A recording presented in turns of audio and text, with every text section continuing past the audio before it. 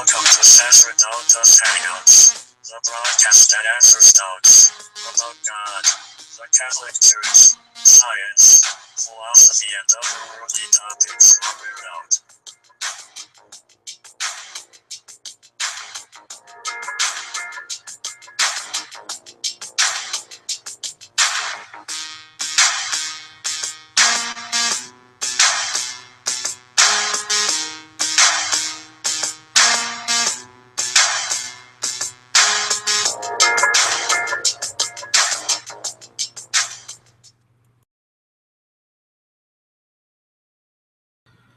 Hello, good morning.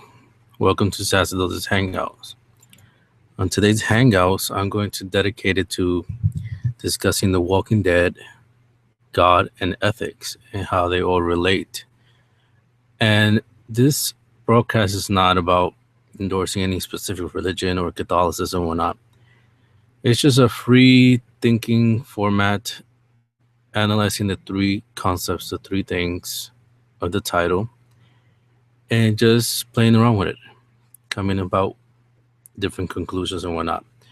So hopefully some of you guys will join in with the discussion. Some of you people who believe in God, theists, atheists, agnostic, whoever you may be, you're welcome to join in the discussion now. I know it's a bit late for many people, probably early for people in the other side of the world, but nevertheless, we could try our best to get a discussion going on these topics. So I'm going to get into it right now. Well, The Walking Dead. Just yesterday, it aired its season finale for the 5th season. And for those of you who don't know what The Walking Dead is, it's a series, a television series now, based on a comic book. And the television program has been aired on TV on the AMC network since 2010. And again, it's based on a comic book, and it focuses on a group of survivors in a zombie apocalyptic world.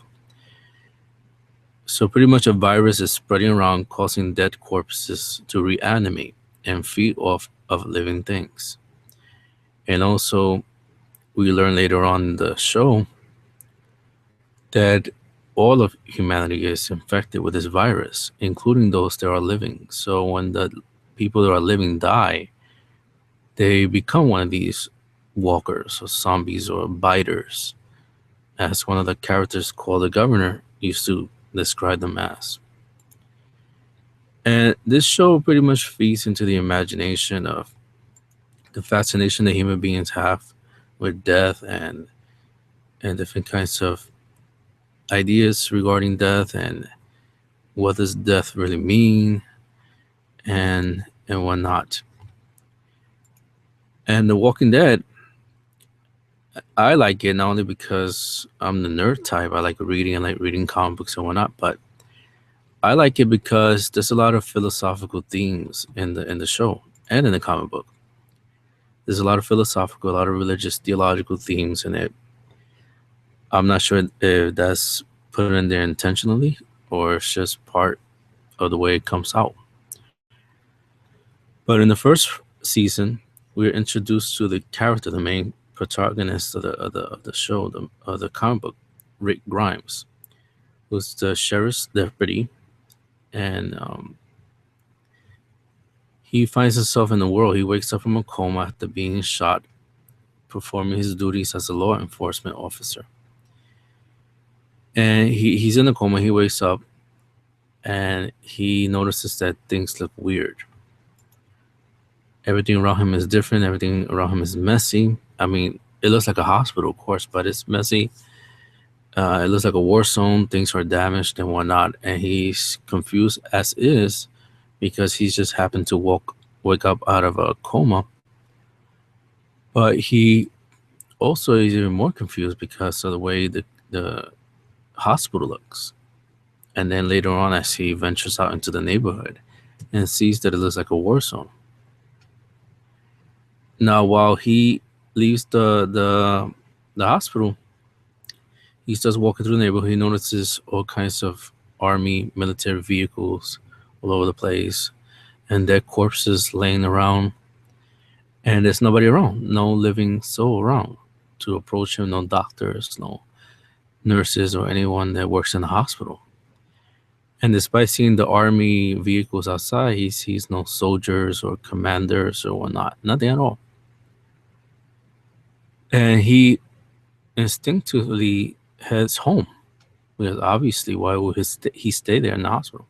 So he heads home, and while he's heading home, he walks by this park and encounters a zombie or walker, which is a half of a torso dragging itself on the ground. Now he's horrified and confused because imagine if you're walking down the street or through a park and you see a corpse, half of a corpse, a torso, rotting, dragging itself on the ground. How will you feel about that? I'm sure that will freak you out. Totally. So then he proceeds home, and he notices that his family left, his wife and his son left, and the house is pretty much bare. Things laying all over the place as if somebody left in a hurry. And as the storyline moves forward, he eventually finds his wife and son, as well as a group of survivors. And his best friend, who's also a police officer, Shane, is there, and a whole drama develops between him and his wife as well, because he tells his wife that Rick died in the hospital. So his wife believes the story, and eventually both of them get into a relationship, a sexual relationship. Now, we're not told whether this just happened at that moment, or maybe before this zombie apocalypse happened, Rick's wife, Lori, and Shane maybe had a crush when things were normal. We're not told this, but some people believe that that's the story, that they liked each other, but that Lori was already married, so of course she didn't try to pursue anything, and Shane didn't try to pursue anything with her. So when this whole thing happened with the apocalypse, he had the perfect opportunity to say, "Hey, Lori, your husband's dead, so move on, and here I am." So Rick and rather Shane and Lori had this affair, whatnot, and which develops into an even bigger drama in the future seasons. But anyhow, Rick encounters this group of survivors from different ages, backgrounds, different areas, whatnot, and the group tries to survive. And in some instances, they get attacked by hordes of zombies or walkers. And one of the characters, who's now deceased, Andrea, loses her sister. And it proceeds from there. They try to find new areas to survive. And eventually the group splits apart, with one group leaving to Alabama, while Rick's group stays together and tries to head to the CDC. Now, before Rick meets or comes together with his wife again and his son, he encounters an African American named Morgan who has a son, and Morgan helps him out, helps him, treats him, because Rick is still recovering from the hospital. So they part ways until yesterday's episode where Morgan appears again. But this is the first season. They part ways, and Rick finds the group, his wife, etc., etc. So they try to go to the CDC, hoping to find a help, cure. This is the Center for Disease Control. They should know something about this virus, this disease, or whatnot. But when they get there, they find one scientist who lost hope in finding a cure. So Dr. Jenner, his name is, he's the only one left, and he just doesn't care anymore. And at first, he's reluctant in letting Rick's group enter, but he lets them come into the CDC. So they stay there, and they believe that everything's fine, that the powers, that society could slowly build within the CDC. But then they realize that the CDC's petroleum or fuel runs out, and there's a clock counting down. Now, one of the characters, Dale, who's the oldest of the characters at the time, he inquires why the clock is counting down. And the doctor, the scientist, tells him, well, when it goes down to zero, this whole building's going to incinerate itself because this is the CDC and it has all kinds of deadly viruses and whatnot, which the government doesn't want getting out. So, in case of an emergency, the last plan is self-destruction to destroy the building and the viruses and everything. But the building starts shutting itself down so they can't escape until one of the characters, Carol, happens to have a grenade that she found in Rick's pocket. And they explode the bulletproof glass and are able to escape. And the following season gets a bit more philosophical, and this is when they're out in the open again trying to figure out what to do. They consider going to a military base, but it's too far away and there's no gasoline and nothing whatnot. So they try the best to make the best of everything. And then while scavenging around looking for supplies and whatnot in a field, Rick takes his son and he sees a deer and whatnot, and he's enjoying the image of the deer there, drinking water, one hour eating grass. And he's shot. Somebody shoots and the bullet goes through the deer, and the shrapnel hits the son, Carl.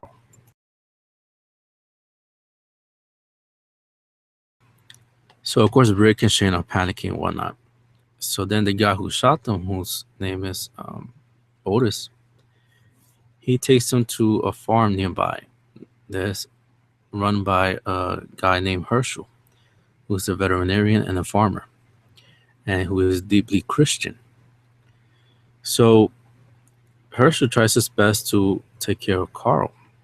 Despite being a veterinarian, he knows enough about the body to treat Carl.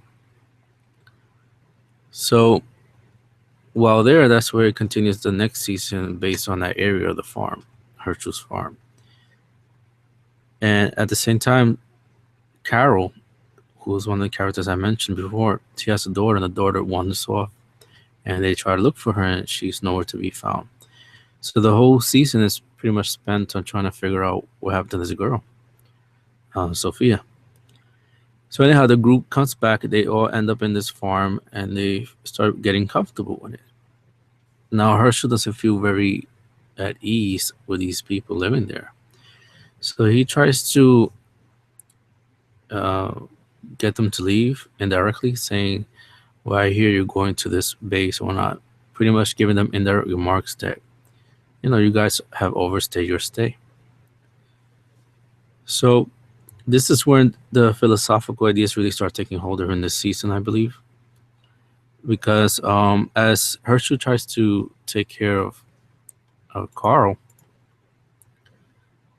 he has to go to another place, to a high school where they have these medical supplies. And he takes Otis, the guy who shot Carl by accident. Now, while they're there, they get the supplies, they get overrun by horses, zombies, walkers, whatnot, and they try to escape. And since the medical equipment is so heavy, we see the scene where Shane actually shoots Otis in order to prevent him from surviving. So in other words, he was using Otis as a bait, and Otis was a heavyset guy. So by shooting Otis and leaving him there, the zombies would focus on Otis while Shane got away with the supplies.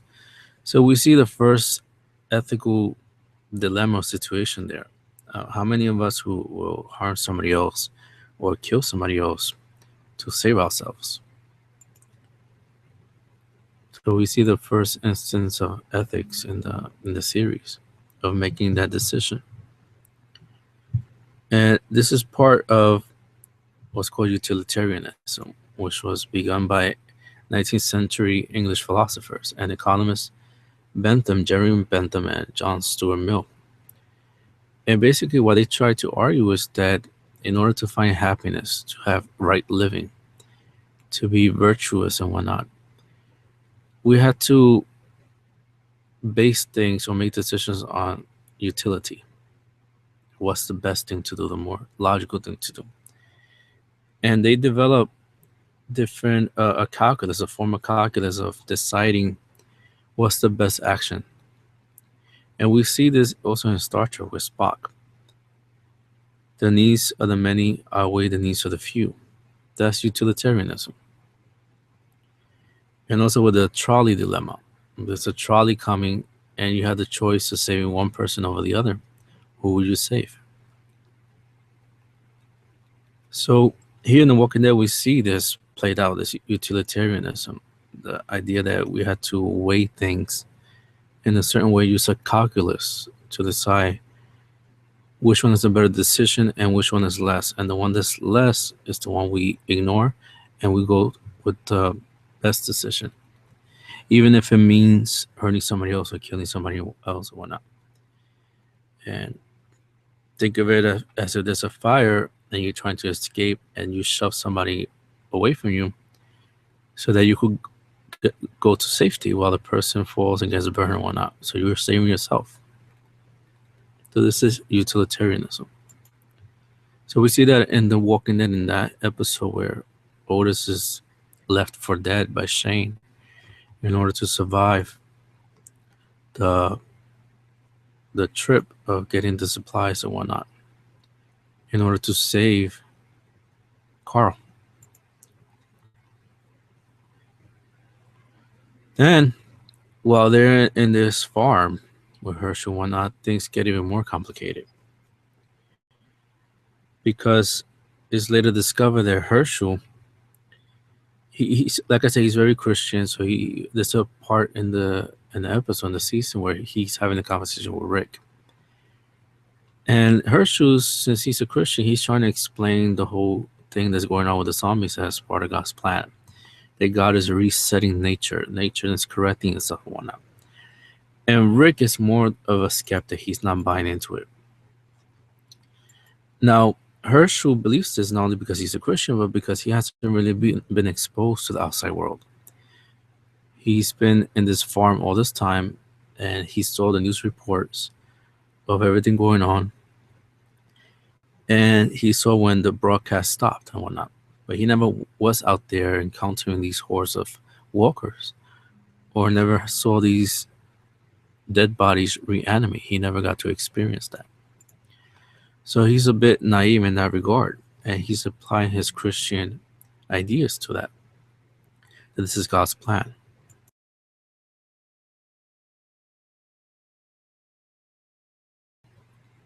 Now, the Bible does, in a sense, speak about zombies and things like that. It speaks about the dead rising and whatnot. And when Jesus died, the saints came out of the tombs. And at the end of the world, the dead is supposed to come back to life and whatnot. But of course, those things are not going to happen in the sense of The Walking Dead or Night of the Living Dead or Day of the Dead or whatnot. And so Herschel has these ideas, of course, in his mind. Being a Christian, he has these ideas that the dead are going to rise. And this is what's happening. And most likely he's a Protestant, so he probably has in his mind the idea of the rapture and whatnot. The idea that God's going to take the good ones and let the bad ones suffer this purgation on earth. Different things are going to go on, while the good ones go floating up somewhere into bliss and whatnot. Of course, the Catholic Church does not teach that, but this is something that Protestants developed during the Reformation, where people started coming out with different ideas, fundamentalist ideas regarding Scripture and whatnot. So while they're in the farm, it's discovered that Herschel is keeping zombies in his barn, these walkers. And he has this theory that these people are sick and that we have to save them until a cure comes, and then we return them back to normal. He doesn't capture the fact that these are dead corpses. They're rotting. Despite them looking all messed up, rotting, and smelling bad, he believes these people are still alive, that they're just sick. They have some kind of rabies or something that's making them act funny. So Shane, he starts to change during the season. First, he seems more like the better male, subservient. He wants to help, especially when Rick shows along. Before Rick showed up, he was more like the alpha male.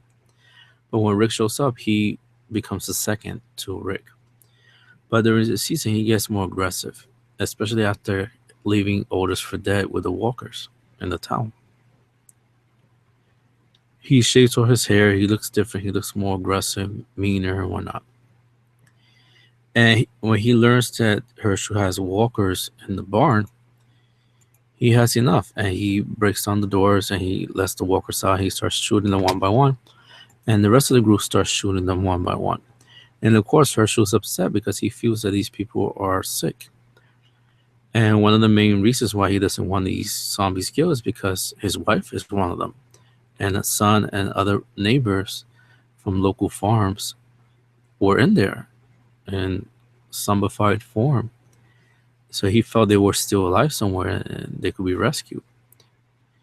So Shane eventually succeeds. He kills all these walkers, and then something interesting comes out. The young girl that we're looking for, Sophia, who's Carol's daughter, comes out as a walker. So she was there all along. And Rick then kills her, or the corpse. And this is when Herschel begins to realize that yes, these are dead corpses walking. They're not people. So we see the another philosophical aspect of ontology. What does it mean to be? It's a human body that's walking around but doesn't think or talk. It's a human. And we see that debate today with abortion and disabled people and the elderly and people in a comatose state, in a vegetative state, where some people argue that they cease being persons just because of X condition. And recently on the news, this lady attacked a pregnant woman and cut out her child, her fetus. Now we all hear this and we go, "Oh, that's horrible. Who could do that? What sick person will attack a pregnant woman and cut out the child, the womb, take it out in cold blood? Who will do that? What sick person will do that?" But they're not going to press charges on this lady. They're not going to charge her with murder. And the reason why they're not going to charge this lady with murder is because under the law, an unborn human being is not a human being, it's not a person. And this is something justices who are not elected decided in 1973 in Roe versus Wade. That if you're an unborn child, you're not a human being, you're not a person. But miraculously, once you come out of the womb, you become a human person, a human being, which is ridiculous. And I sometimes wonder what were these judges thinking? I mean, these are supposed to be educated men and women who know the law. They learn philosophy. They learn these things before getting their law degree. Yeah, they could come up with this argument stating that just because a human fetus, a human offspring, is in the womb is not a human being, a human person. And that brings about a lot of problems because then what is a human person? What is a human being? And some pro-abortion advocates who call themselves pro-choice say, oh, well, you have to be sentient. You have to have consciousness and whatnot. You have to have awareness, self-awareness.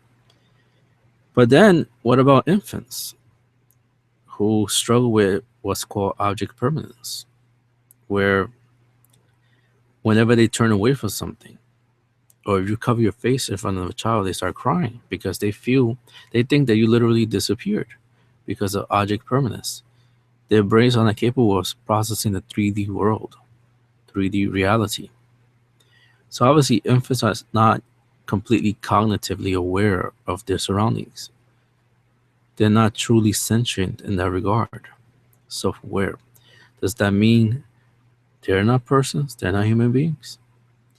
And one professor in Europe, in England, I believe, Professor Minerva, even presented that argument that infants are not human beings. And it just gets absurd and absurd from there. All these kinds of philosophies and ideas that people come up with to try to justify these crazy ideas. So we see this in The Walking Dead, where Herschel literally thinks that these walking corpses are human beings. This philosophical idea of ontology and whatnot.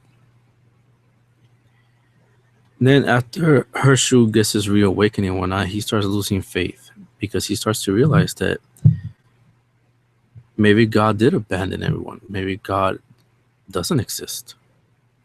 So he gets depressed and he goes to a bar. He starts drinking. And he tries to sort all that out via the drink.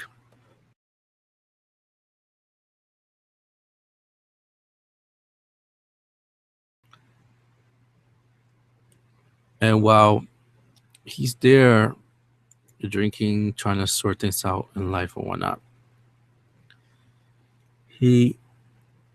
Rick's group encounters these people that come to that town where he went to drink, to the bar.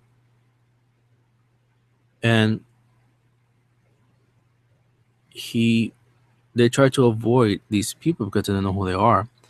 But then Rick makes a slip up and says that we're here because he had just happened to kill two of them, because two of them were trying to figure out where Herschel's farm was, and Rick didn't want to divulge that information. So this is the first time Rick's group encounters an aggressive group that wants to take over their territory, and it's willing to kill for it. Now, back in the city in Atlanta, Rick had encountered his Hispanics who run a nursing home. And while they pretended to be aggressive, they really were not. They were just trying to survive. And it turned out that they were just workers in the hospital, in the nursing home, who were caring for the elderly because the hospital staff left them as soon as everything broke out, the apocalypse broke out. The staff left, and only these guys, the janitor and this other nurse, stayed behind to take care of the elderly. So even in that scene, we see the idea of, do the elderly matter, or should we just leave them there to die somewhere? Should the strong survive and the weak die? We see that theme there. So fast forward back to Herschel. They're in the bar and they get attacked by this group, and Rick and Herschel and Glenn, who's another character, eventually kills them off, and one of them escapes. But one of the members of this group, a young guy, falls on top of a gate, and one of the spears penetrates his leg. So Rick doesn't want to leave him there, and he tries to rescue him. And Herschel, we see a different tone here. Herschel pretty much says, "We'll just leave him there. There's nothing we could do for him." He starts to change. Whereas he was this Christian, he was welcoming people in to a certain extent. He wanted to save even the dead people, the walkers. But now he changed. He says, "There's nothing I can do for him. Just leave him there to get eaten and die." So Rick, he doesn't know what to do, and he eventually just rips the guy's leg right off the thing. Not completely, but he just yanks the whole leg off, disconnecting it from the point, the spear that penetrated it. So they head back, and they have the kid blindfolded because they don't want the kid to know where this farm is. So then they don't know what to do. And Shane wants to kill the guy, saying, "Well, you brought this guy here. His group was obviously aggressive, so he might be aggressive.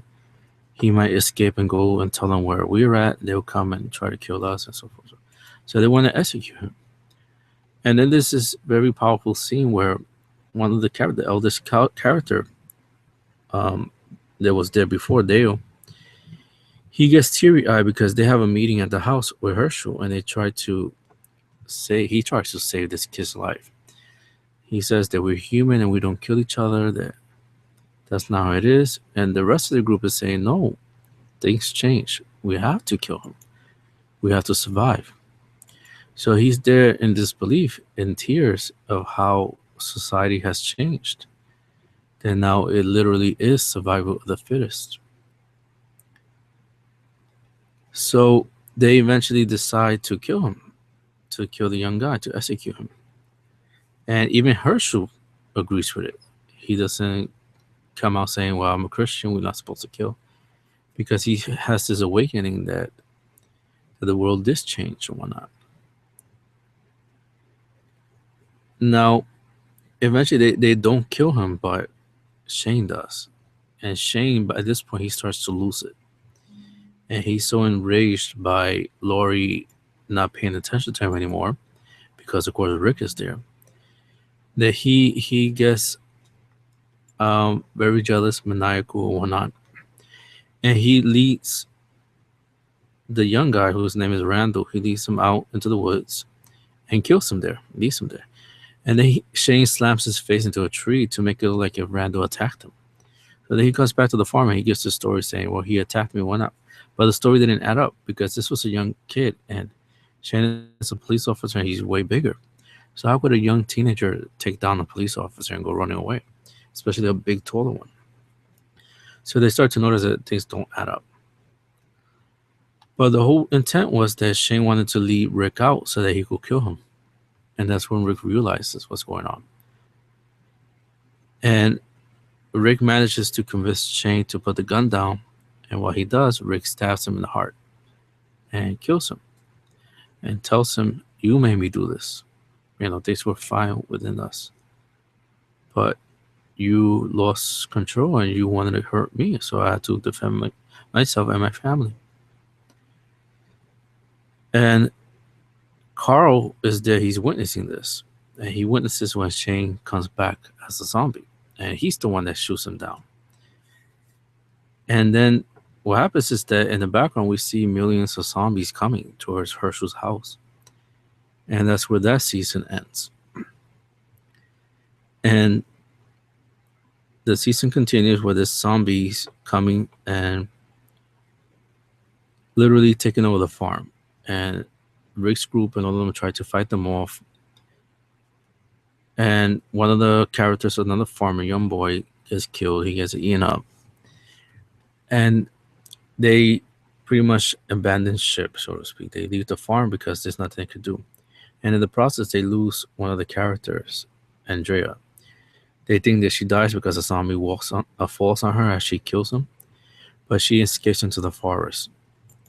And she runs into this African-American lady called Michonne, who has two zombies in chains and has a katana or a sword.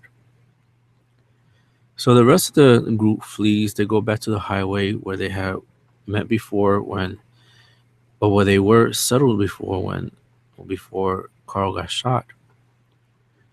And while there, everybody starts showing up, starts congregating one another, the group gets back together. And Herschel says something that I found funny. He says to Rick, I can't profess to understand God's plan. Christ promised the resurrection of the dead. I just thought he had something a little different in mind. So we start to see how Herschel starts to question God's plan or Christ's promise of the resurrection of the dead and whatnot. So now they don't have a home. They're living in the forest, they don't know what to do, and eventually they run across a prison. And while they run across a prison, at the same time, Michonne, the African-American with the two zombies and the sword, takes care of Andrea, and they get captured by another group member who used to be part of Rick's group. And they come across this guy who calls himself the governor, who lives in a town called Woodbury, which he protected, built walls around and whatnot. And the season begins with that scenario where Rick is in the prison, he starts to clear it out and whatnot. And Rick starts to change. Whereas before, he didn't want to kill anybody, but now he's killing people. And we see him kill this Hispanic prisoner who tries to kill him. So Rick starts to change. And little by little, we start to see him become what Shane was in the previous season. And then, as the story develops throughout the season, Rick discovers that Andrea is in the Woodbury, in this town with the governor, And also, the governor's people kidnapped Glenn, one of the characters that's with Rick all the time, as well as his wife Maggie, who's also the daughter of Herschel. And a big battle develops. And the governor, he's the type of guy who's maniacal. He's very narcissistic. He's clearly suffers from narcissistic personality disorder. He believes himself as this grandioso character or not. Because apparently, in the real world, before the apocalypse, he had this miserable job and he had this younger guy telling him what to do. So I guess that affected him. So now in this new world, he gets to be in charge, the leader, the power, and it goes to his head.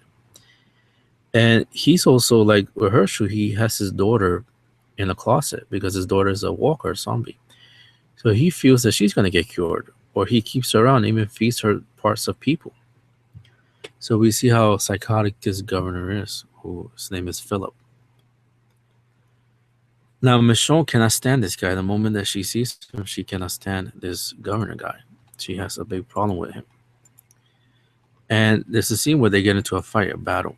And Michonne actually kills the daughter. She puts a sword right through her head. And the governor, of course, gets upset. And they get into a rumble here and they fight. And Michonne takes a piece of glass and stabs in his eye. Now, this glass came from a bunch of tanks that the governor had in his room full of heads. This is how psychotic this guy was. He had a room full of fish tanks with heads inside moving. Because, of course, when the people die, they come back to life, even if it's just a head. As long as the brain is not destroyed, it will reanimate. So this is how the governor loses his eye. Now, in the show, they cleaned it up because that's how it happened. But in the comic book, it's much graphic. In the comic book, Michonne is actually raped by the governor. And her revenge was taking out his eye, cutting his genitals off, cutting his arms off. That's how she got her revenge. But they didn't do that in the show probably for the ratings reason and whatnot, in order to allow AMC to air it and whatnot. So they toned it down. They didn't show all of those graphic things as in the comic book. So a war develops, and eventually a group of people come to Rick after he has the prison, and run by a guy named Tyrese, who's a former football player. And by this time, Rick had lost Lori because Lori was pregnant. Now, there's a question there because nobody knows whether this baby belongs to Shane or Rick. But during childbirth, Carl shoots her in the head to make sure she doesn't come back to life as a walker zombie. And when Rick learns about this, he goes crazy. And he goes even more crazy when he learns that the walker ate her remains. So he discovers a walker with a huge pot belly, clearly full from eating the remains of Lori. So Rick goes crazy for a while. He goes to come out some kind of traumatic experience, and he actually starts hearing a telephone ring in the prison. And he picks it up and he hears voices of people talking. And these voices turn out to be Lori and other people who have died from the group talking to him. But this is not really happening. It's all in his mind. His conscience is trying to repair itself by presenting itself as a phone ringing with the voices of people he knew who passed away. So towards the end of the season, Rick learns that the governor wants to take over the prison. So he doesn't want that. So they devise a plan to attack. And the governor presents himself as being friendly. He wants peace and whatnot, but this is not what happens. He literally wants to kill Rick and the group. Well, he doesn't care because he's all about power. But what ends up happening is that the governor's own people turn on him because they see that this guy is crazy. They say, "Oh, we're not going to go kill them. These people, there's a baby there. These people are not bad people." So the governor gets mad and he actually kills his own soldiers, his own people, the people from the neighborhood he was caring for. And that's when he loses it. And the series ends there, and then it continues with the next season where the governor appears again. And two of his remaining henchmen even abandon him because they see he lost it.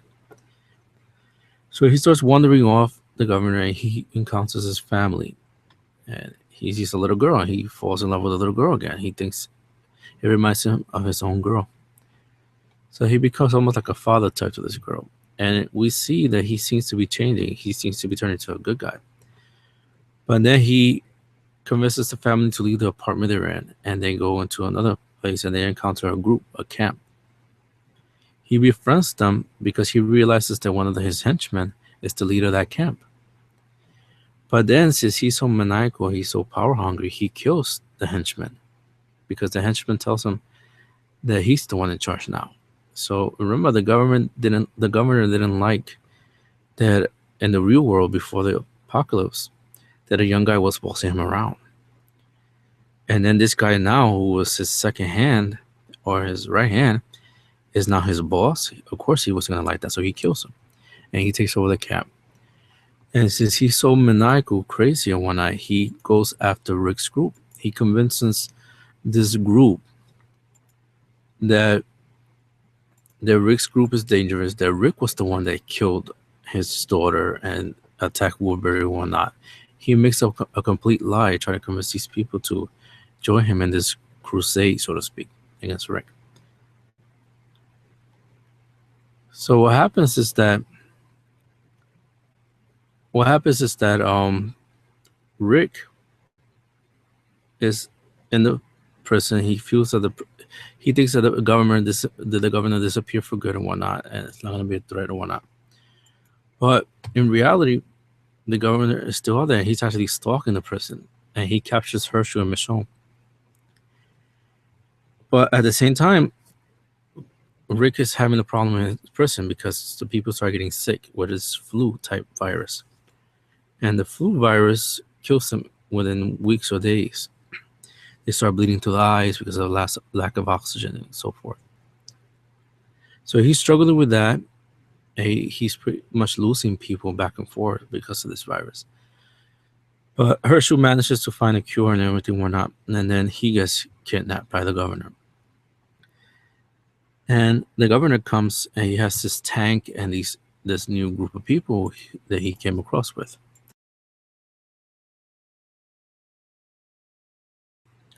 Now he tells Rick to hand over the prison. Now Rick tries to convince him that we could live together. Come, we will take you in.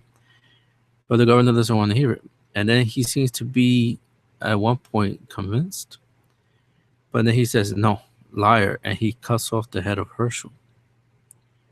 Now in the comic book, it was Tyrese whose head got cut off. But they altered this part and made Herschel the victim. And that's when all hell breaks loose. They start fighting. The governor destroys the prison. And the governor's new group pretty much gets killed off. And the governor sees the little girl that he was caring up for. And he found in an apartment with her family. She gets bitten. So he starts crying. And he just loses hope. Because again, he failed. He tried to restart the life in Woodbury. He failed. He found this new family with a girl that looks similar like his daughter. He tried to start a new life there, but he failed again. So because he lived a life of revenge, of hatred, of anger. So eventually Michonne kills him. He's left there for dead. Well, she doesn't kill him. She stabs him through the heart with a sword and leaves him there for the zombies to take him. But the mother of the young girl is the one that shoots him in the head.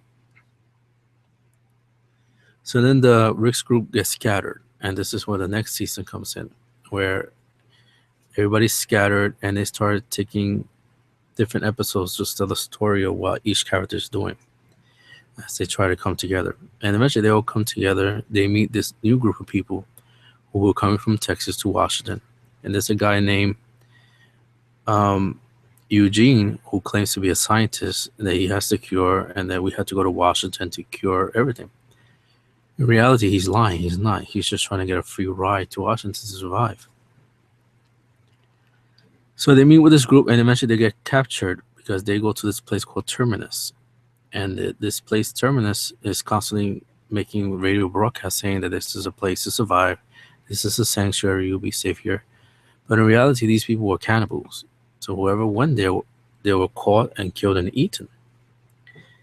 So this is another philosophical idea of, should you use humans to survive, in that sense, to eat them? And the season ends there, and it continues with the next season, which is the season that just ended now, where they're trapped in the terminus, and Carol is the one that rescues them, and they escape from there. And by this time, Rick has completely lost it, because he starts to realize that Shane had a point all along, that we can't let people walk all over us, that we have to be worried of people. We can't be going saving people all the time, because they could be the enemy. And he learned that even in a horrific way, because his son was almost raped by this group of men. And he gets enraged that he bites the neck off of one of them. So this new season goes along, and they are scattered in the forest, and they run across an Episcopalian minister or priest, Gabriel, who's called Father, because Episcopalian priests are also, they refer to themselves as Father, even though the Catholic Church does not recognize their orders. So Gabriel takes them to his parish church, and they're surviving and whatnot. And then they realize that Gabriel was a coward. This minister is a coward. He locked the doors of the church when the people were trying to come into for sanctuary, and he just left them out there as the zombies came and killed his parishioners. So he was there hoarding all this food while his parishioners were outside, being killed and torn apart by the walkers. So we see that hypocrisy of the religious person who's supposed to be caring, especially a minister, is supposed to be caring and whatnot. And he just lets these people be eaten alive. So then the group splits up. The Eugene's crew with Abraham tries to continue their trek to Washington to save or not. And that's when the survivors of Terminus come, and they try to kill Rick because they have their revenge. And in the process, they take one of the Rick's group members, Bob, who's African American, and they eat his leg. Now, in the comic book, Herschel is the one, rather Dale is the one that gets his leg eaten. So this group from Terminus that survived the attack that Carol did, they come and they go and they try to hunt down Rick's group, but Rick outsmarts him and kills him and the group and whatnot. And this minister, he's watching all this, he gets horrified at Rick, how they could kill and slaughter people within the church. So eventually they leave that church, they go away, and one of the characters, Herschel's daughter, is taken to a hospital because when everybody got lost in the commotion with the governor, she's taken to this hospital in Georgia, in Atlanta, Georgia, run by police officers.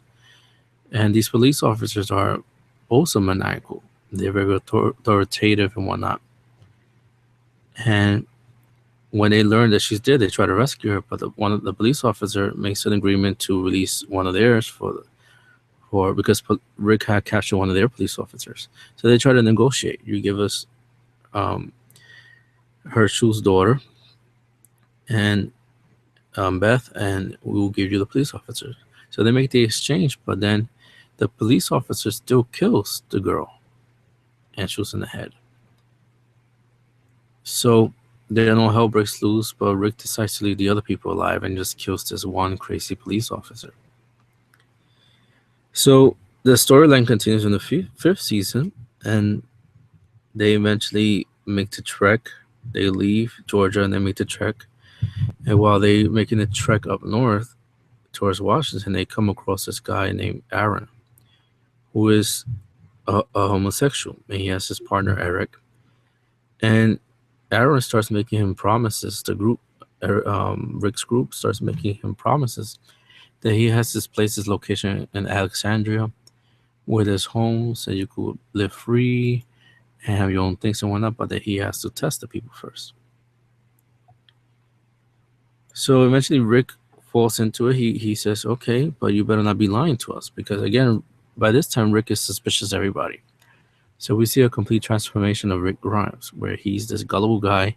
He's trying to be a police officer and help everybody, but then he's changed. He starts to realize that the world is changed. It is survival of the fittest now, and we have to be careful because there's groups out there who want to survive at the cost of us dying.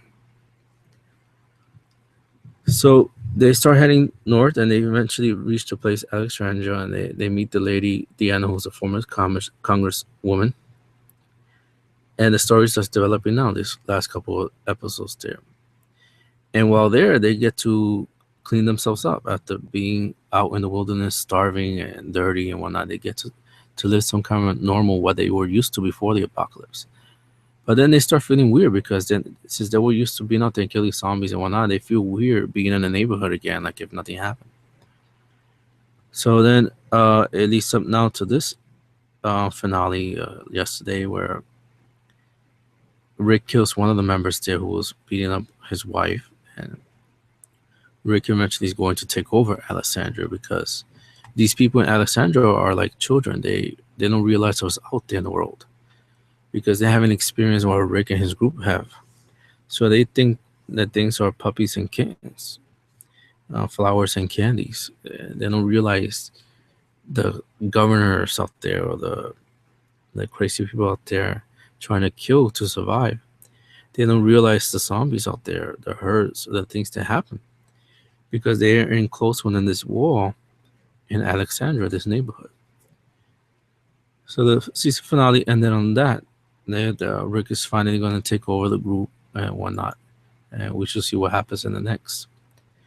So the whole season, 5 seasons, the whole show has these different philosophical things, to the themes and whatnot, with personhood, with religion, God, whatnot, and utilitarianism. Is it okay to judge things based on a calculus?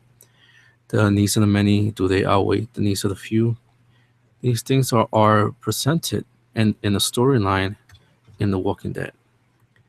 And again, this is why I enjoy the show greatly, because it brings these concepts that are discussed in academia in a dramatic way. And it makes you think, because what if that was to happen for real? A Walking Dead scenario. Should we kill people to survive, or should we try to help everybody? Um, should we leave these corpses or whatnot and believe that they're gonna be cured or fixed as Herschel did? So it raises a lot of questions regarding that.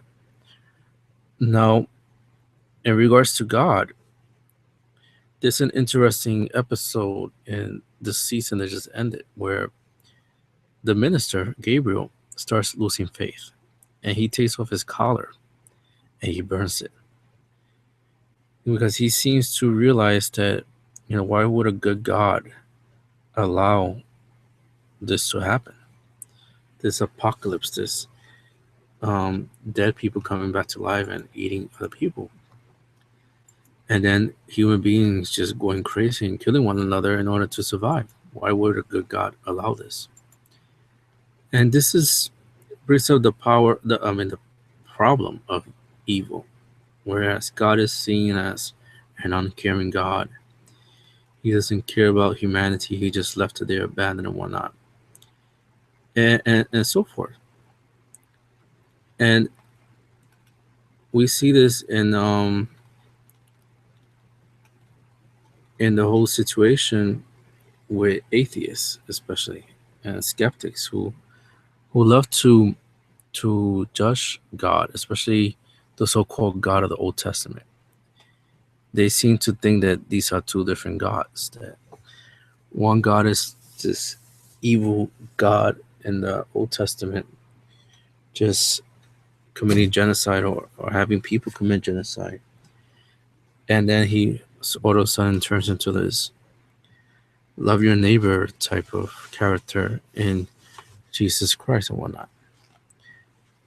And this, of course, is a misunderstanding of the Old Testament and New Testament. Because again, these atheists online, they take their ideas from Dawkins and these people who come about with these arguments. And Dawkins is not a philosopher, he's not a theologian, so he should not speak on these topics.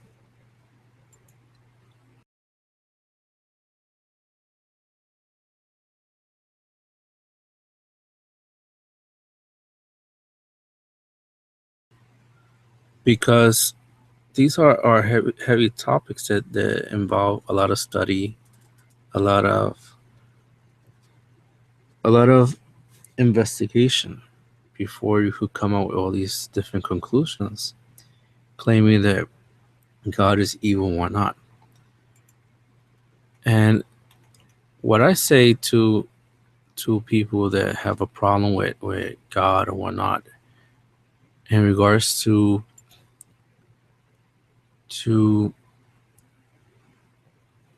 God seemingly not caring for people in the Old Testament or commanding evil and whatnot, is that you're not reading the context properly.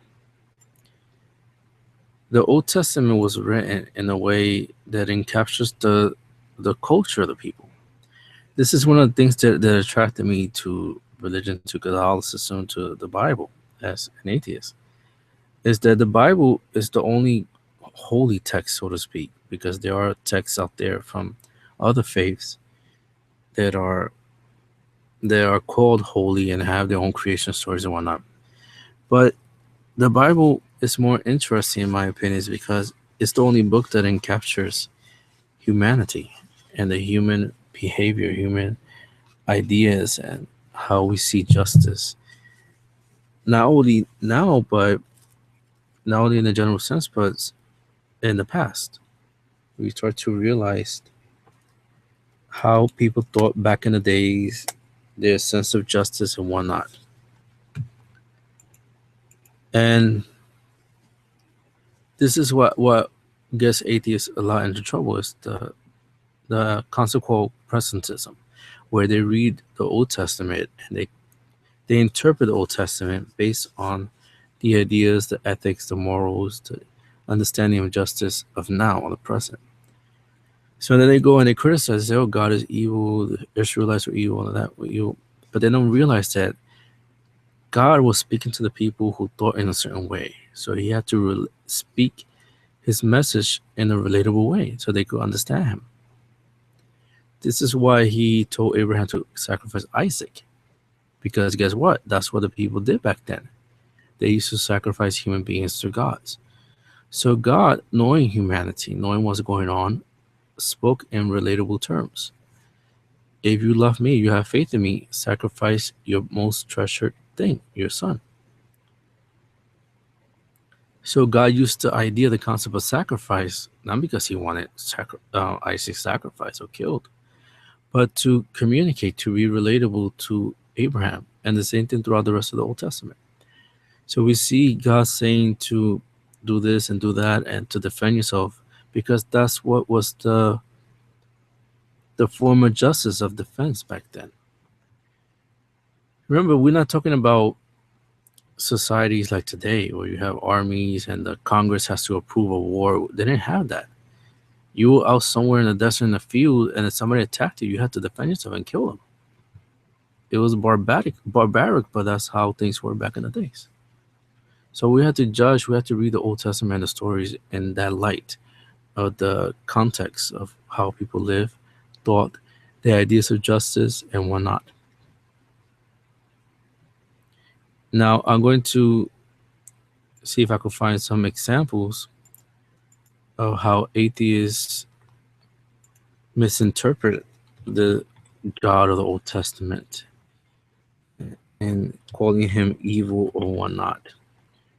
So I will take a brief break to try to find some things, at the same time get some water to clear up my throat, and I'll continue from the discussion there.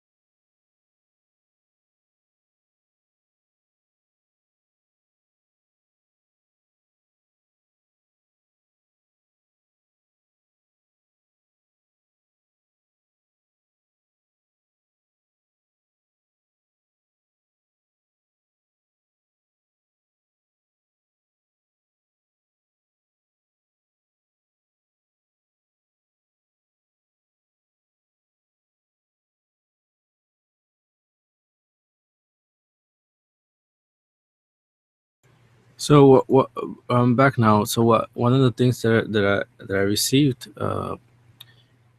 was from this so-called atheist named George Vorillas, and he starts complaining, saying, "How do you call God a moral entity?"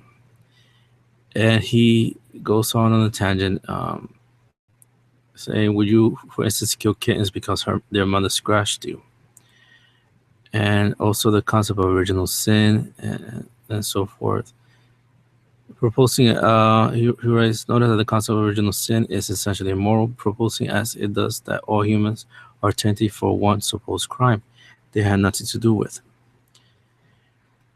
Now, in regards to God being moral entity or not, again, he's falling into the idea of presentism. He's reading these stories that seem horrific or whatnot, but he's not capturing the situation, what's going on, how people thought back then, the culture, the idea of justice, and the fact that God's trying to make himself relatable to these people.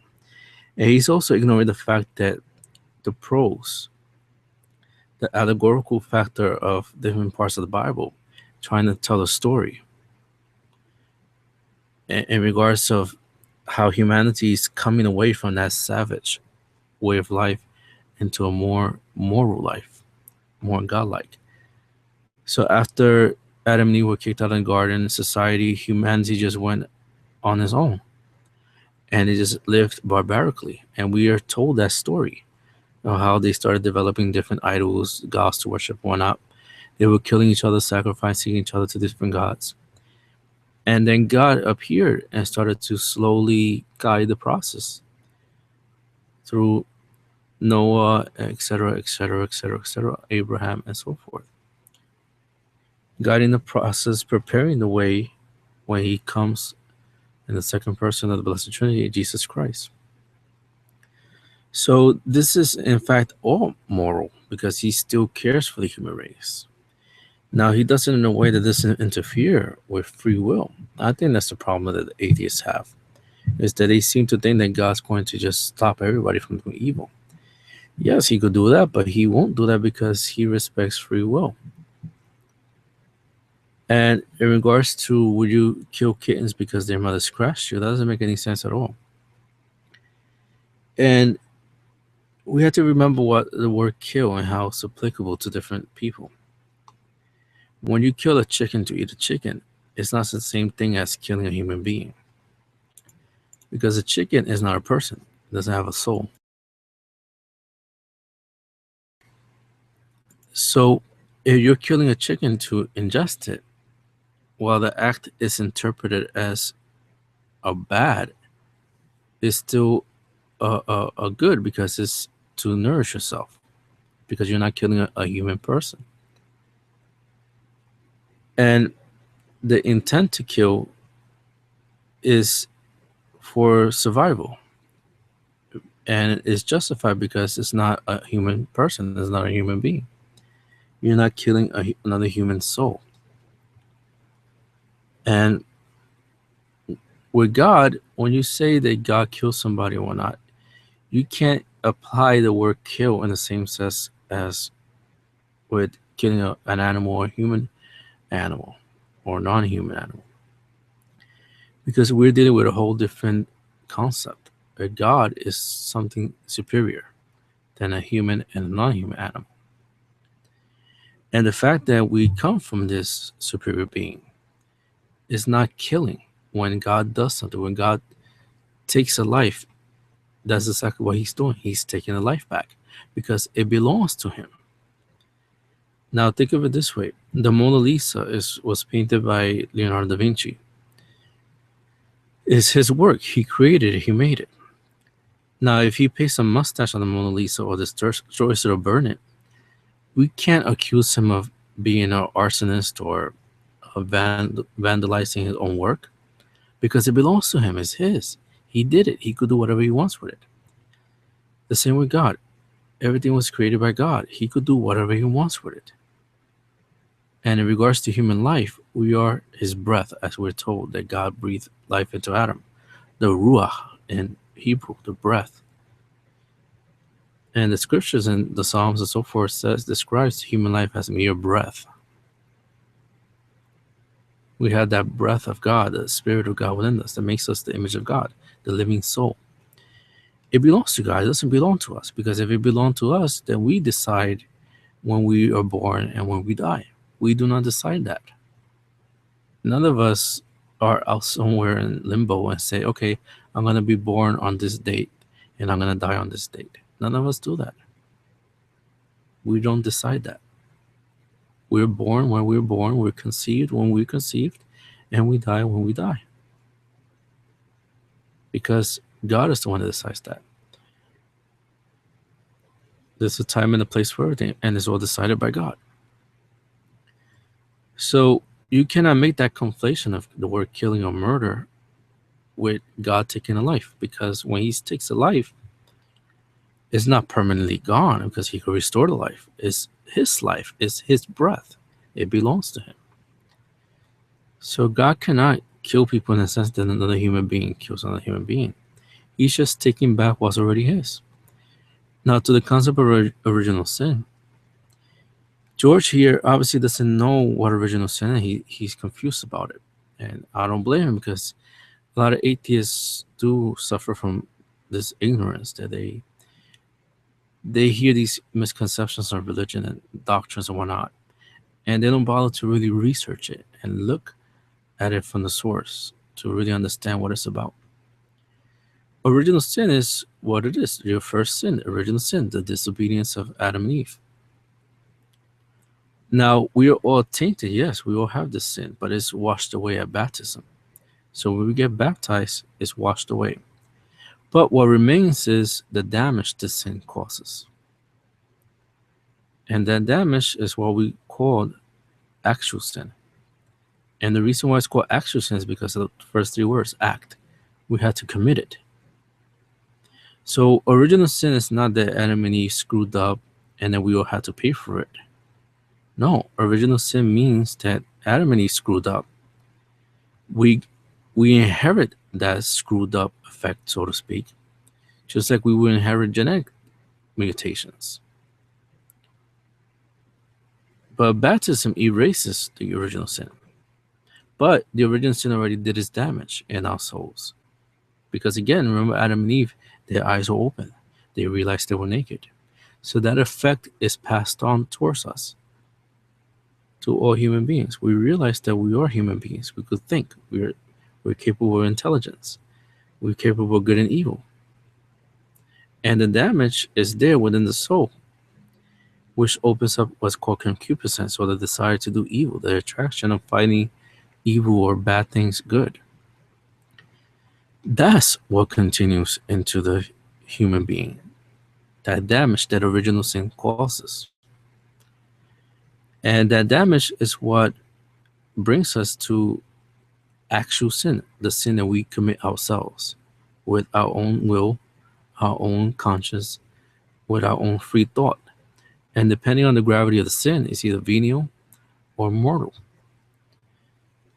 And again, this tainting is nothing different. We get tainted by genes that really we don't really care for, but they are part of us, and there's nothing really we could do about it.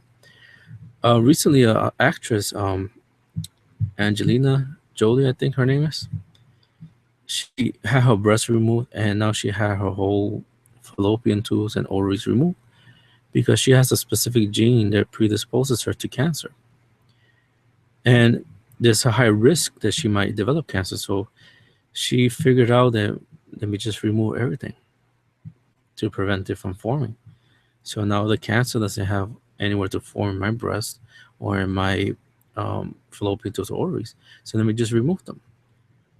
Now she received this gene through the genetic process of parents having sex, having children, sharing the genetic information. Chromosomes from the father and the mother come together. Now, it's not her fault that she has this gene. It's just that's nature. The defect was passed on through the family. It's not her fault that she got it. Nobody's blaming her for it. The same thing with the original sin. We all inherited it spiritually, It gets removed with baptism, but the effect is still there. The damage that it causes is still there. And we could control the damage because we could stop sinning. We could live a holy life, or we could just give up and continue sinning. Now, this damage opens us up or predisposes us to what's called actual sin, which is a sin that we actually commit ourselves. So we can't blame Adam and Eve for that. We did it. So this George guy doesn't understand what original sin is. So hopefully he's listening. He gets a clarification of what original sin is. Now back to The Walking Dead. We see certain characters start doubting God and whatnot. And the minister, Gabriel, he starts doubting God. He burns the collar and whatnot. And then there's a scene where they get trapped in a barn, and this storm comes out of nowhere and protects them, kills all the workers outside of the barn. So they start seeing it as maybe, or he starts seeing it as God is there protecting them, guiding them along the way. So we see this theme of how God is somehow in the world, but not really interacting with it. And Gabriel starts losing his faith. And we see this in, especially now that we just passed Lent and we're in Holy Week, where people go through what's called the dark night of the soul, where they start doubting God, they feel God abandoned them and whatnot. This is completely normal. It's part of the Christian life. People doubt. So Walking Dead brings that aspect of the struggle of faith, especially in bad times, in tribulations, and so forth. And with ethics, is it okay to kill people just to survive or not? Now, if your life is in danger, yes, you have the right to commit justifiable homicide. You have the right, but you don't have the right to just go around and kill people just because they annoy you or whatnot. That's just ethically wrong. It's immoral. And nor do we have the right to kill unborn children just because we don't have the money to care for them, or they might cause the mother to pass away or whatnot. We don't have that right to do that because no life supersedes another life. So we see these themes in The Walking Dead, where they start to struggle, and in regards to what's sacred, is all human life sacred? Uh, what makes a person? Is this really survival of the fittest? We have to survive. We have to kill people. The ends justify the means. And interestingly, and in the finale yesterday, Morgan, the character that was in the first episode, appears and he says that all life is precious, it's sacred. And he walks into Alexander. He's led there by Aaron and Daryl, and he sees Rick killing Pete, the one who was beating up Jesse. So he's there with a look of dismay. What are you doing, Rick? Because he seems to now think that life is sacred and he won't harm anybody else. So we see these themes in The Walking Dead. And I think, again, it's a great show. It has violent things in it, of course, or not, but how else can you convey zombies and all that without using blood and guts and all that stuff? But it has theological themes, it has philosophical themes and whatnot. And it's good to sit down, well, not with children, of course, but with older teenagers and whatnot, and have a conversation and discuss ethics and what's right and wrong. And for Catholics, it's good to apply church teaching to that and bring up the discussion of abortion, euthanasia, and so forth. And the love of neighbor as ourselves and forgiveness. So that we won't turn into like the governor going out looking for revenge and killing people, or turn into these radical Darwinists looking to survive at the cost of anybody else who gets in the way, because that would be unethical. So hopefully you enjoyed today's show, and unfortunately no atheist already showed up as usual to continue the discussion, but anyhow, thank you for listening. God bless and Mary keep, and in the future I'll have another show broadcast on The Walking Dead, and discuss further the themes and the philosophical ideas discussed in it.